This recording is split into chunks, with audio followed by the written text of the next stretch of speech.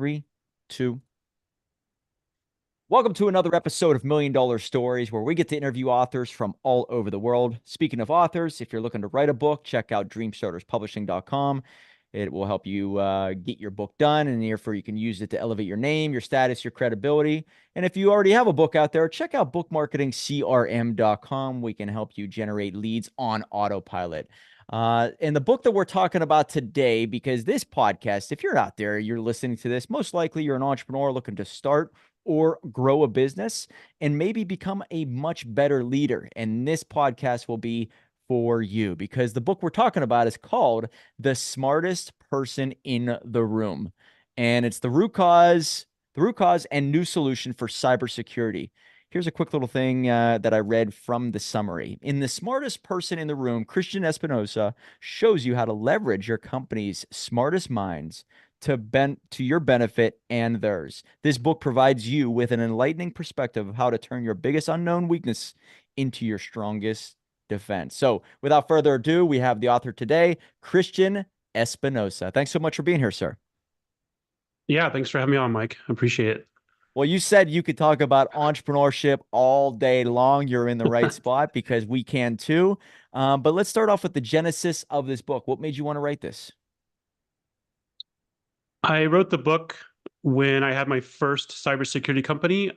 When I looked at the problems I had in the company, 99% of them were because my staff lacked emotional intelligence or people skills. They were super high IQ, super rationally intelligent, which is what you typically want in a cybersecurity company. Of course. But yet the lack of that emotional intelligence caused most of the problems with my clients and internally with my team as well.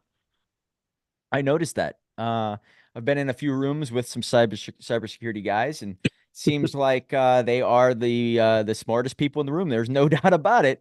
However, when it comes to sales and marketing, they are not really in tune with it. They usually stay away from it because they don't even respect it or appreciate it, because they're so logical, right? Or you could say mathematical in their brain. And I don't know. Is there maybe something that you can teach anybody that will help them increase that EQ? I mean, I've always realized that there's introverts and there's extroverts. Lean in on your strengths, and maybe you could strengthen some weaknesses, but maybe you can't strengthen it to a point where it feels totally unnatural. So I would suppose that you might have figured out a recipe to help anybody anywhere to increase that EQ. Is that right?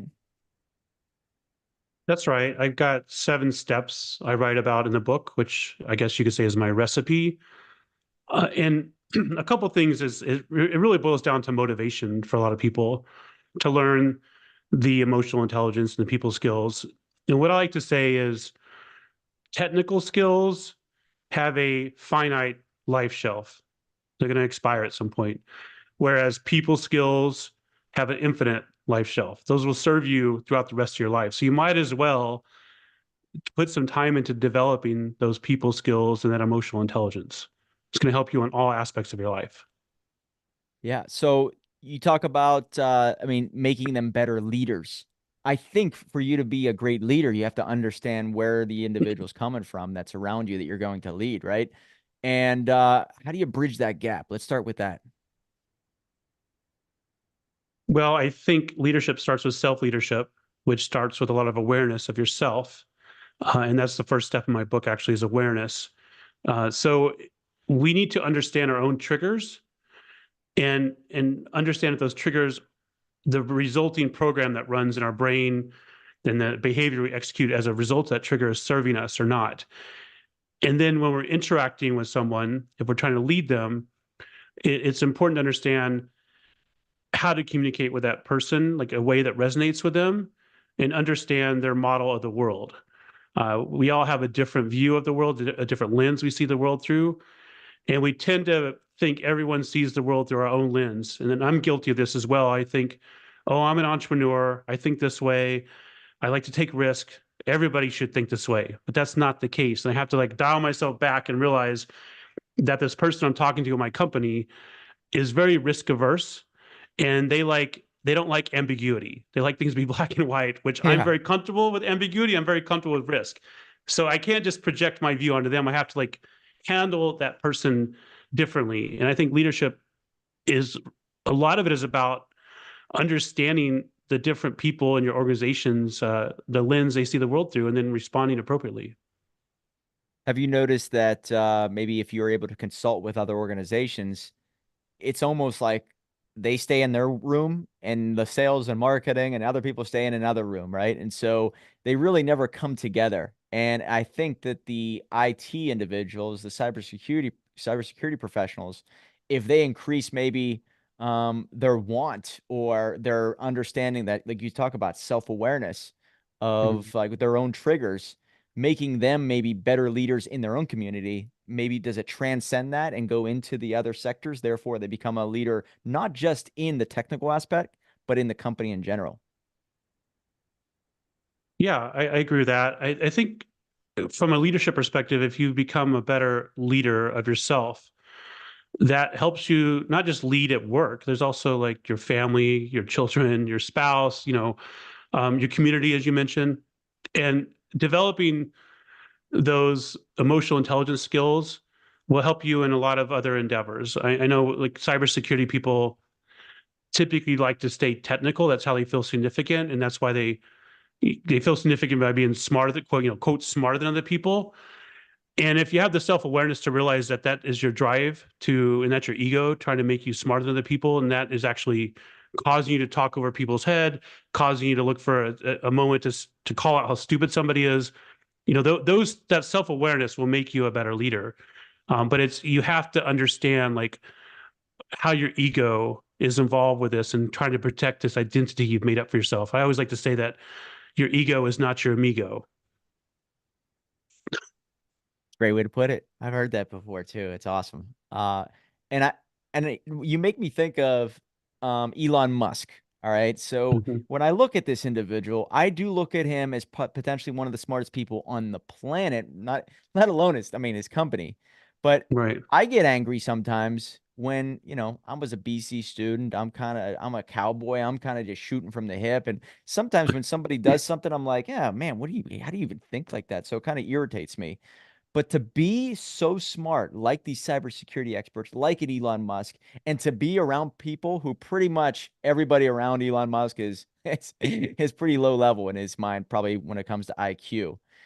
Whenever he was probably able to develop the EQ side and understand people, he did probably excel the company, but also his net worth, and just therefore, just become a better leader in general. So it's really tough for these people, is what you're saying, for them to do the 4 steps, it looks like. And I'm going to talk about these: awareness, mindset, acknowledgement, and communication.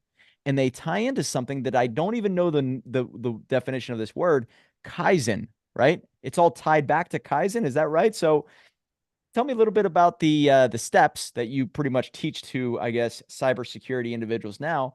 And then also, what the hell is Kaizen? Yeah, the first step is awareness. I tie a lot of the steps to neuro linguistic programming, or NLP, because my audience is technically minded. From an awareness perspective, we like to think that we're very unpredictable as humans, but we're actually super predictable.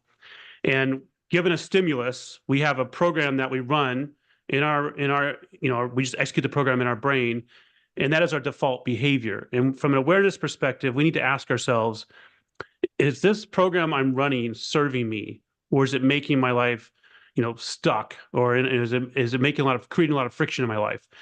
And if it is not serving you or it's creating that friction, you need to run a different program. So, like one of my engineers, if somebody asked him a question, he would automatically get defensive because he was unsure of his knowledge. So he would get defensive, dig his heels in, and the conversation would not go very well. So he needed to run a different program to maybe get curious rather than defensive as to why someone's asking that question. And that new program will start out as a weak neural pathway in your head, and then it will become a stronger neural pathway and eventually replace the old program or the old behavior. So Hmm. that's an awareness perspective, and that's step one. Step two is mindset. Carol Dweck has a whole book on this topic. Big fan of You're that very book. well read. I like this. Yeah, they try to read quite a bit. Listen to a lot of books on Audible as well. But there's two types of mindset. typically. There's the fixed mindset and the growth mindset. A fixed mindset, we believe our brain is hardwired, that we can't change anything. We're just the way we are, which means, if you have these bad traits, you can't change them. If your life is you've hit a ceiling, you can't exceed that ceiling if you have a fixed mindset. If you have a growth mindset, you realize that you can learn new tricks, that your brain has neuroplasticity, and we can, create a new behavior. So I think that's extremely important, because a lot of people in cybersecurity will say, I'm just not good with people. That is an example of a fixed mindset.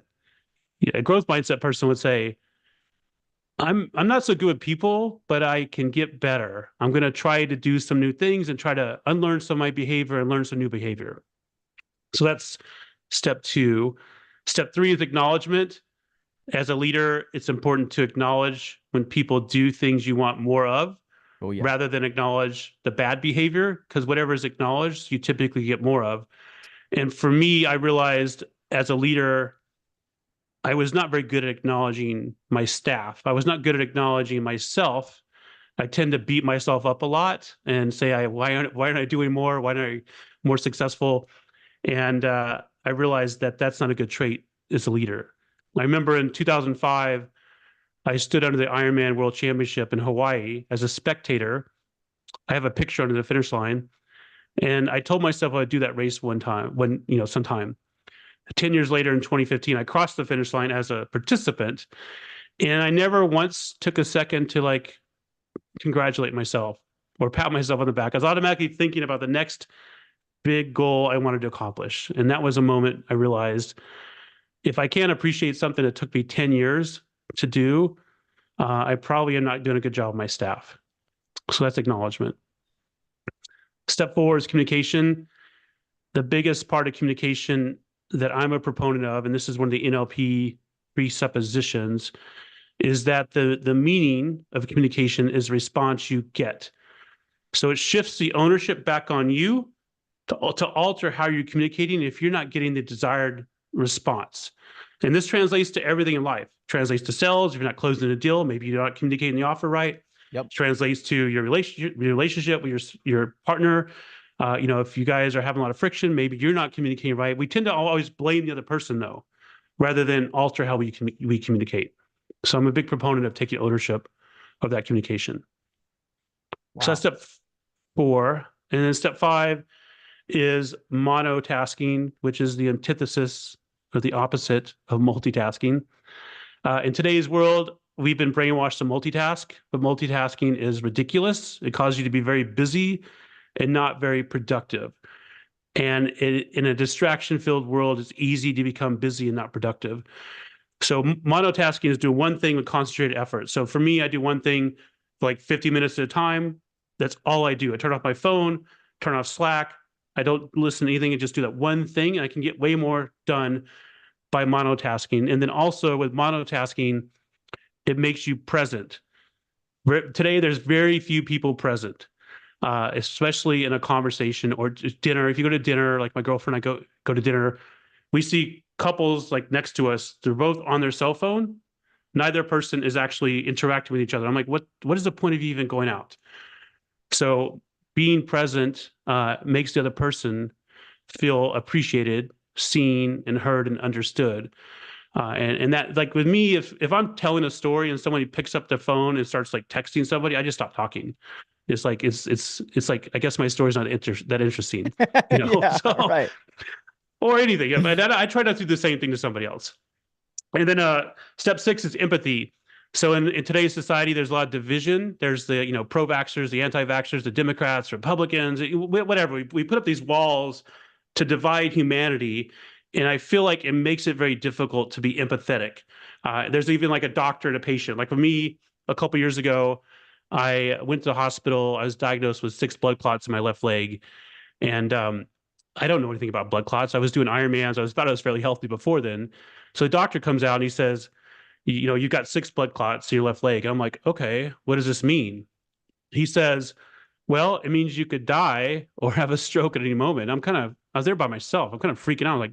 All the visions of my life are going through my head. I'm like, I hope I lived a good life. Did I go for things? Did I love fully? Did I matter? All this stuff is going through my head. And I started like crying. And I think in an attempt to be empathetic, he said to me, sort of in a dismissive way, he's like, "Oh, don't worry. I see this all the time." And I got kind of pissed off actually. And I said, "You know what? I don't see this all the time. This is a first for me." Uh, and I think in that scenario, he was looking at himself as the doctor and I'm the patient, versus this is a fellow human being that got some pretty serious news. Maybe I should deliver the message or find a better way to be empathetic and compassionate in this situation. But again, we tend to look at the division versus Mm. the unity. And the last step you talked about is Kaizen. Kaizen is it's more of a philosophy. It's a Japanese word that means continuous and never-ending improvement. It's the whole idea that anything in life is a journey to master, that you're not going to like flip a switch and be an expert overnight. And with any of the steps I just went over, with acknowledgement, with communication, with monotasking, you're not going to be perfect at it to begin with. So Kaizen gives you permission to start. And as long as you're making incremental improvements, that's all that matters. I think progress makes people happy. At least it does for me. Yep. And as long as I'm progressing in like the main areas of my life, I'm typically fulfilled. If I'm not, if I'm regressing or stagnant, then I'm not happy. So that's the 7 steps. Wow. You sound, number one, like a big Dr. Joe Dispenza fan like me. Are you? I am, yes. Yeah, yeah, of course. NLP, right? And then I heard a little bit of Jordan Peterson, and then I also heard a little bit of Simon Sinek. Are you a fan of all three of those guys then, I guess?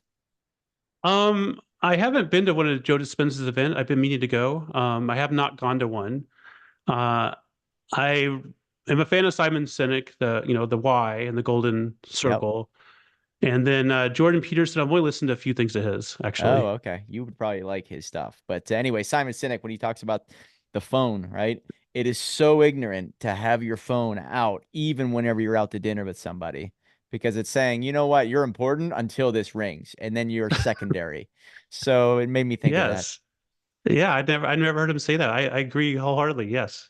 Well, the way I look at entrepreneurship is it's a personal development journey disguised as a business journey. And I have a Yeah. phrase within my company, think like an entrepreneur. I mean, everybody in my company hears me say that over and over and over. And I want everybody, no matter where they're at in the company, to think like an entrepreneur. So is it tough to get this personal development craving over to somebody who might not be in the personal development space? Cybersecurity people, I think they are, I believe most of them take care of their health and they're very smart and all that, but I would say that some of them just don't really believe in the hoopla, right? Yes. The NLP, if you think it, you can heal yourself mentality. So is this difficult to convey to somebody who just has been resistant their whole life to personal development? It is difficult. And I'm a believer that if you fight for your limitations, you get to keep them. A lot of people like fight for the way they are and they refuse to change, but then they wonder, like, why am I at this glass ceiling? Why is this person over here getting promoted ahead of me? And it's often because they refuse to make the change. Like I said, they're fighting for the limitations. And in my organization, the first cybersecurity company I had to realize not everybody wants to change or wants to be into personal development. So I had to let people go. I had to enforce the culture. And we like to think, I like to think people are like me. That's what I was saying about the lens we see the world through. A lot of people don't see the world through the same lens I do. And that's okay. Uh, those people were just not good fit for my organization. And I had to make that choice. There are plenty of people that are a good fit that do want to grow. And I also changed my core values to make sure I hired people based on core value alignment. So I stopped looking at technical skills. I looked at core value fit, cultural fit first, and then only if they pass those, I look at their technical skills, which is exact opposite what I used to do. Wow. So the core values by far stands out, and you shine that everywhere you go within the company. Therefore, individuals who don't fit those core values will actually deselect themselves from being even within the organization, right? That's right. And I used to, I do now in this company as well, evaluate people based on the core values.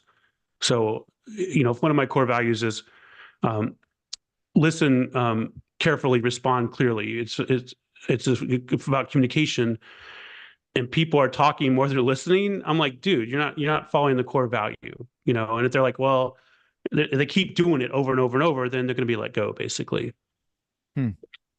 Now, what I've realized, I've had this company for about 7 years now, but the shortcut to getting somebody to understand mindset, empathy, acknowledgement, the importance of communication, in my opinion, is give them responsibility. Most likely, whether it's over another person or a client, because they will see right away that if they have some type of management role, and maybe you can't do this for everybody in the company, but the moment they become a manager of another person, it's almost as if it clicks really fast.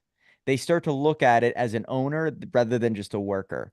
And Mhm. they see how if they're able to articulate their solutions easily and effectively, they will profit from it very much so. So if they read the right books, if they do analyze their speech and how they're delivering an email, they whatever you focus on grows. I think you might have said something Mhm. along those lines where the moment you start to pay attention to it, you do analyze every action.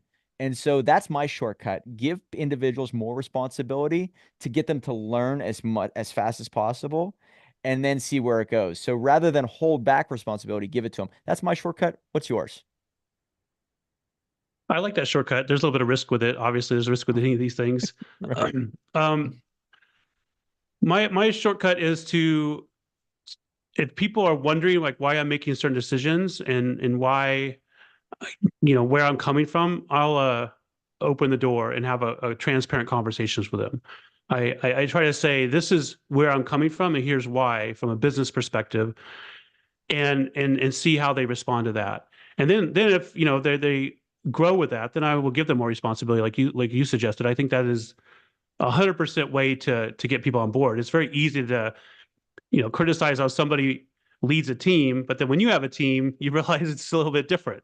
So I agree with what you said. But yeah, I try to be very transparent on why I'm making certain decisions and what the criteria are for those decisions, and that also I don't have everything figured out. Some of the stuff I'm just figuring out as we're going, and that's okay. As long as, I am correcting if I'm making a mistake and we're going the wrong direction temporarily, as long as I make that correction and don't like dig my heels in and say I made the decision and that's just final decision. I got to have some awareness myself as a leader.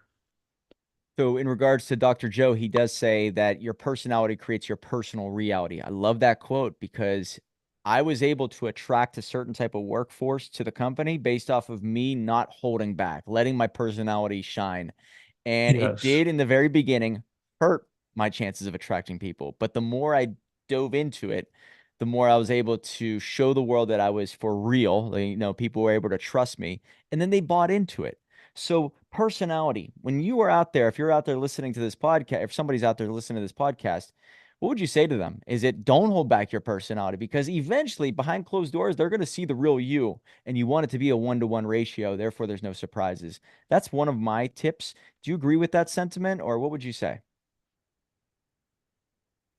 I agree with being authentic. And I think it's something we all try to like put on a mask a lot of times in our job. But I'm a believer in being authentic. I try to be my authentic self all the time, and that's something that's taken me a long time to come to terms with, because there's a lot of, you got to be vulnerable. There's some fear that people may not like this certain aspects of you, but that's okay. That I've come to terms with that. So I think being authentic is certainly something that we should step into, and I think that's a maturity journey in life to learn to be more authentic, and at least it has been for me. And I've been able to attract a lot of talent in my organization by being myself, by being authentic. And then that needs to, a lot of people like to say, I'm this way at work, I'm this way outside of work. I'm the same regardless. Like you said, it's like there should be no mask you put on when you go to work and a different mask when you're at dinner or you're out doing whatever. It should be the same. So yeah, I fully agree. Like stepping into your authenticity is important, and I think it's something a lot of people struggle with today, where we tend to tune into the rest of the world's demands and the rest of the world's the noise, rather than shut that noise out and tune into ourselves. That seems to be a rare thing people do today. Yeah, and I just think when it comes to cybersecurity in general, there's really it's a lot of ones and zeros. There's not a lot of personality thrown into it, and I think you're unique by this because I'm looking at your author page right on Amazon. Christian Espinosa is the founder and CEO of Alpine Security, a cybersecurity engineer, certified high performance coach, professor, and lover of heavy metal music and spicy food. Now, if you were afraid of showing people your true self, you would not put that in there. And that to me, if I saw that, I'm like, I like this guy. He's not holding back. In my opinion, that helps you. That's an asset. So that is something I would lean in on everywhere you go. But Yeah, heavy I've metal been music, told so that's I've been told to lean into these things a lot more than I do. So yeah, I do like heavy metal music for sure. well, I want to ask you about that before this podcast is over with. But so let's go back to that moment that the doctor gives you the bad news. How do you change your life from there? Do you lean in on purpose? Do you start to really evaluate where you spend your time, who you spend it with? What was the big adjustment since that day? I'm writing my next book a little bit about this topic.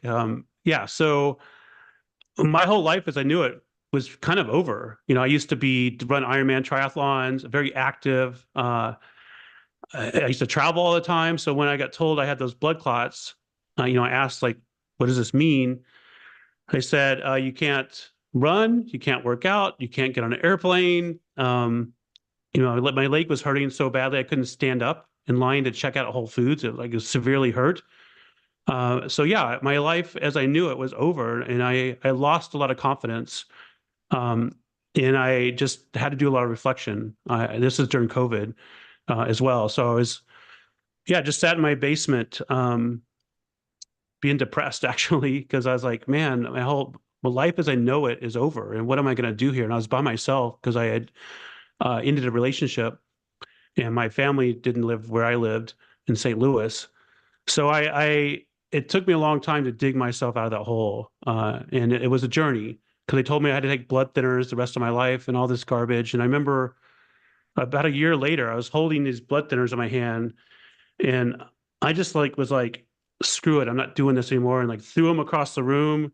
I went and got like every possible test on my blood done to make sure I didn't have any clotting factors.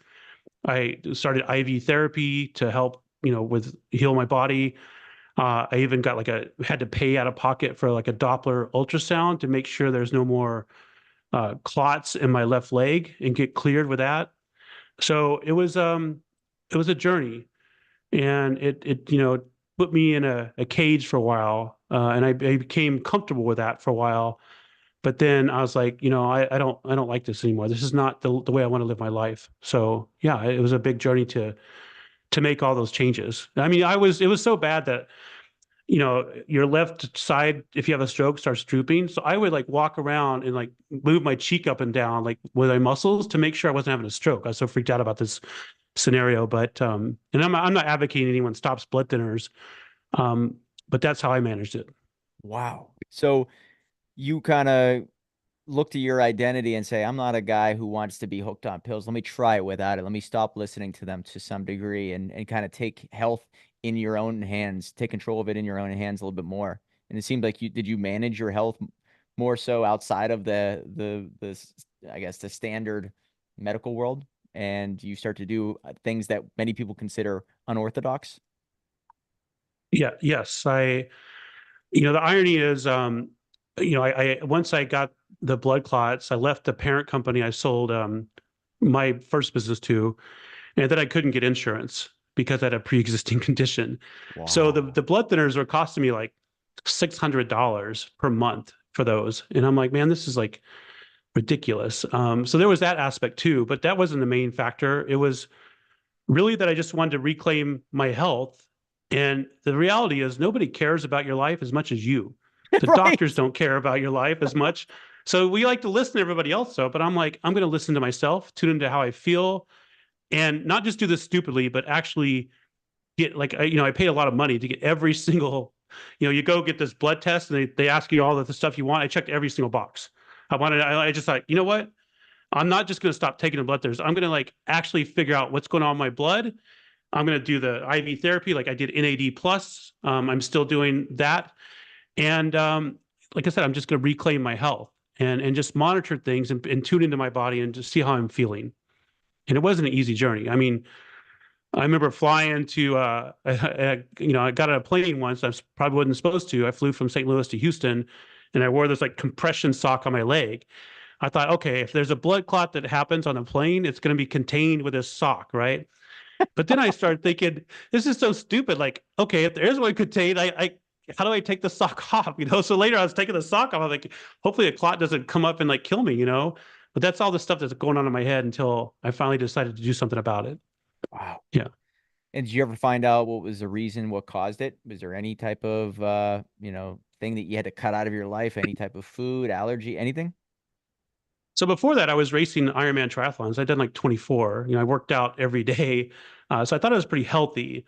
I did get, the Johnson and Johnson COVID vaccine, which may have been a contributing factor. I know there's clots associated with that, and I did have a lot of emotional stress going on in my life. I felt trapped in a number of areas of my life, including like working for the parent company, not being able to sell my stock, a relationship I was in, and a few other areas. So I think from a manifestation point of view, the clots Culmination. may have happened because of feeling trapped in a number of areas of my life and not doing something about it. So I think that happened as well. Man, after you fixed your health and took control of your health to a higher degree, did you I mean, it sounds like you didn't let it slow you down. You still do certain things when it comes to fitness and training and probably did that spill over to other parts, whether it was your finances or, you know, choosing the right career path, the businesses that you want to be a part of. I'm assuming many things became way more clear based off of that bad news. I've heard that from many people. These ground zero moments potentially are the greatest things that could ever happen to you. So was that the result? That was a chance to reflect on my life. I wrote my second book, The In-Between Life and the Micro, about some of that reflection about not living in the present enough, but super being too hyper focused on like a big goal and missing things right in front of me. So I did reflect on that. And it was really the journey where I got stopped the blood thinners and reclaimed my health. After that, I got clarity in a lot of things. I got my confidence back, and I decided to start a new cybersecurity business.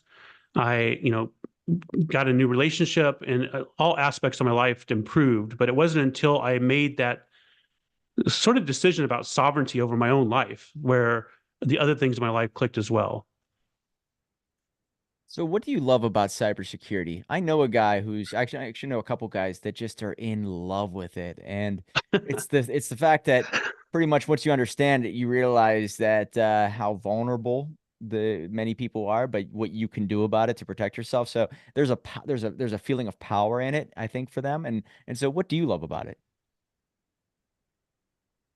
I so what my company does now is we focus on medical device cybersecurity.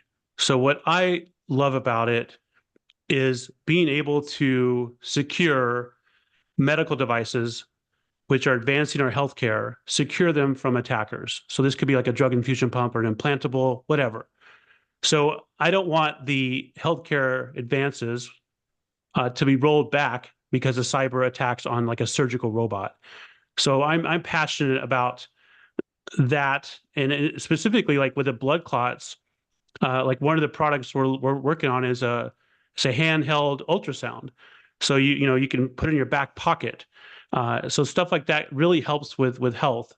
And yeah, I'm just passionate about making sure that those devices remain on the market, not recalled because of cyber attacks against them. Jeez, oh man, never even think about that, right? I guess when it comes to HIPAA laws and all that, but you are looking at it from a standpoint of um, really protecting the person. And I mean, the data that you're capturing is insane, right? And probably could really be detrimental if it gets out. Yeah, with medical devices, the the risk and the impact really is death. You kill somebody. If you hack into a drug infusion pump and somebody is on morphine, you increase the flow rate of morphine, you can kill them. Same thing with a surgical robot that's doing surgery on your back. If somebody hacks into that, they could kill you.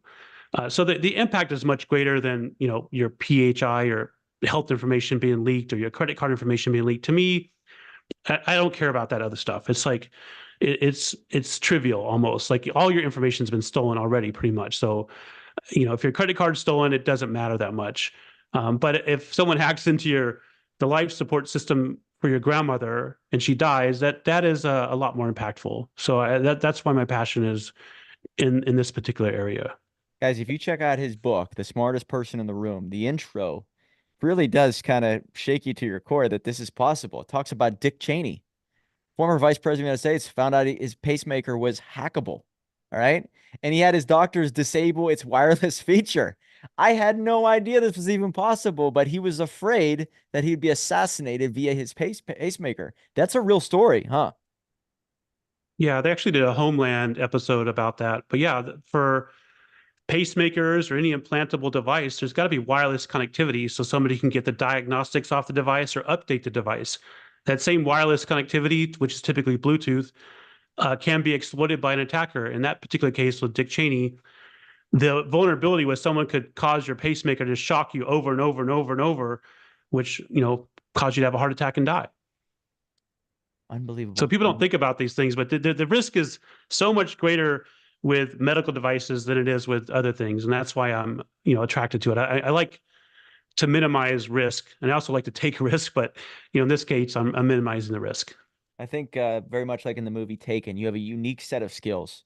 The ability to communicate, have the empathy, and understand this technical jargon that most people look at and say, I don't understand any of that.